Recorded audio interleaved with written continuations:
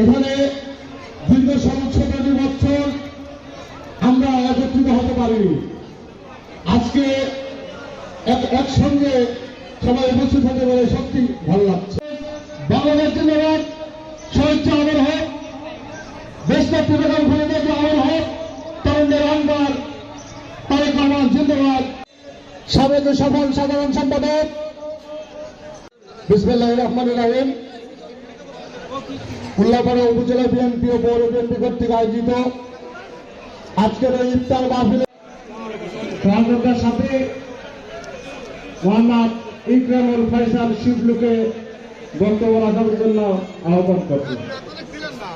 দুটি কথা শুধু বলবো, বিস্তারিত বলবো না। বিস্তারিত বলবো আমার বড় ভাই আবেদ ভাই। বিএনপির আসন, সেই আসনে আমাদের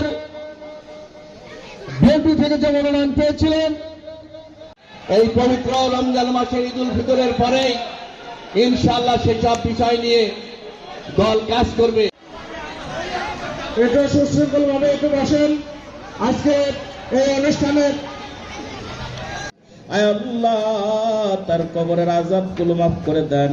আয় আল্লাহ বেগম খালেদা জিয়া তিনি অন্ধকার কবরের বাসিন্দা হয়ে গেছে, তার কবরের আযাবগুলো মাফ করে দেন। আয় আল্লাহ তাআলা অন্ধকার কবরে চলে গেছে, আল্লাহ আজব বেরাম্মার কবরের আযাব মাফ করে দেন, কবর খানা জান্নাতের বাগান বানায় দেন।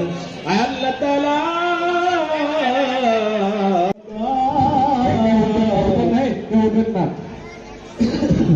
রমজান মাসের খাতিরে আয় আল্লাহ আমাদের নিজে না খাইয়া সন্তানরে খাওয়াইছে। আয় আল্লাহ তাআলা সন্তানের জন্য নতুন কাপড় নিয়া বাবা দেয়, কিন্তু বাবা পুরাতন কাপড় পরে ঈদগাহের ময়দানে যায়।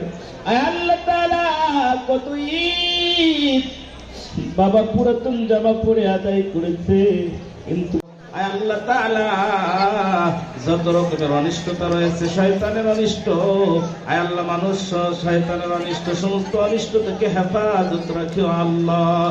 আয় আল্লাহ তাআলা আয় আল্লাহ সবটুকু রাহমাতুল লিল আলামিন পৌঁছা দাও।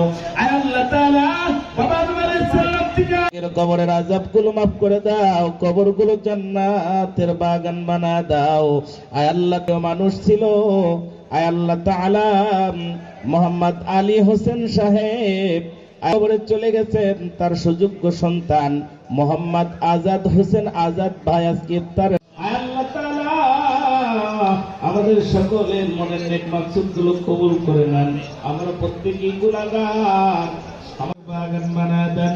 আয় আল্লাহ তাআলা সর্বশেষ তোমার কাছে ফরিয়াদ, বাংলাদেশকে জনগণের সাবেক সদস্য সচিব শ্রদ্ধেয় বড় ভাই আজাদ হোসেন আজাদ ভাই এ পর্যায়ে আপনাদের মাঝে বক্তব্য রাখবেন।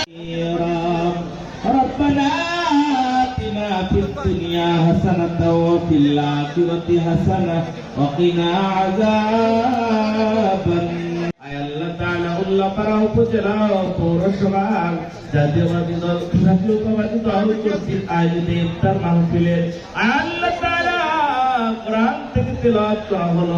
কোনো পরিকল্পনা না করা। 9 নম্বর, তিনি যে 3টি প্রতিষ্ঠানের সভাপতি ছিলেন তাদের সাথে দুর্ব্যবহার করে তাদের পরিবারের ভোট না পাওয়া।